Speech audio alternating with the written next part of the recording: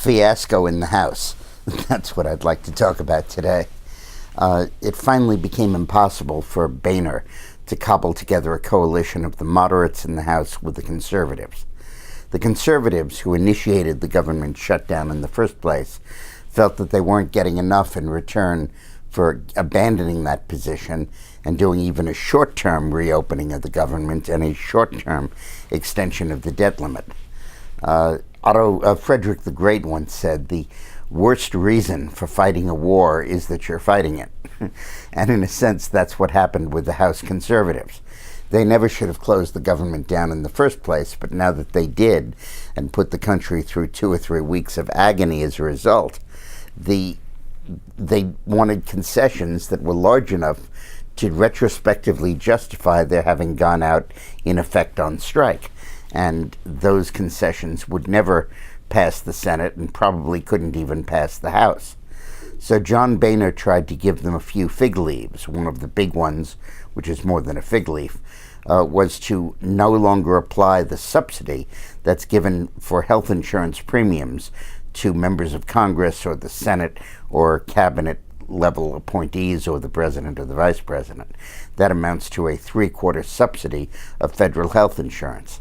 And repealing that amounted in effect to a $5,000 pay cut for legislators who are not married and $10,000 for legislators who are.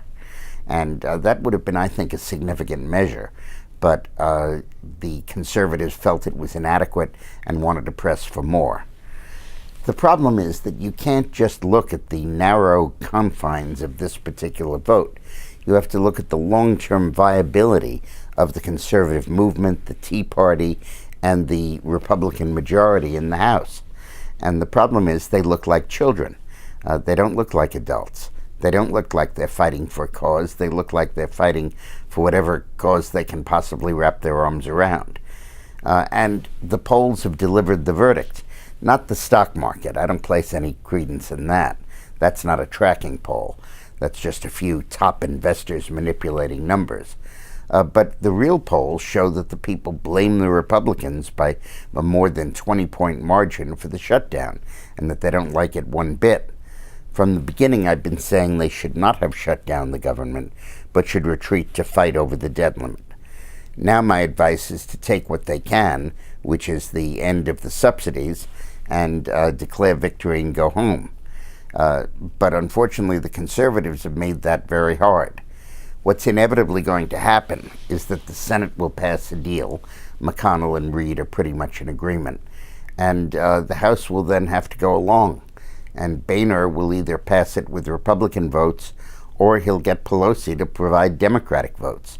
And Pelosi's price will be a clean continuing resolution that just reopens the government and extends the debt limit for a couple of weeks and doesn't do anything else. That'll be a total unmitigated defeat for the House Republicans, but they will have brought it on themselves. Their inability to act as a unit makes it clear that they cannot be a potent bargaining force because there's no consensus among them. They let the conservatives lead them for 2 weeks, and they led them into a wall. And now they're scrambling to try to get back out of it. Now, I think what will happen is there will be a deal tomorrow. I think it'll be not a deal, it'll be a surrender, camouflaged as a deal. It'll be a disgraceful moment for the Republican Party, one great big failure.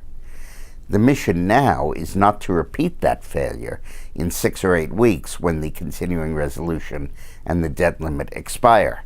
I personally would have loved to have seen a year-long continuing resolution, so there's no temptation to shut down the government, but the debt limit expiring so that there can be a real fight over the issue of spending.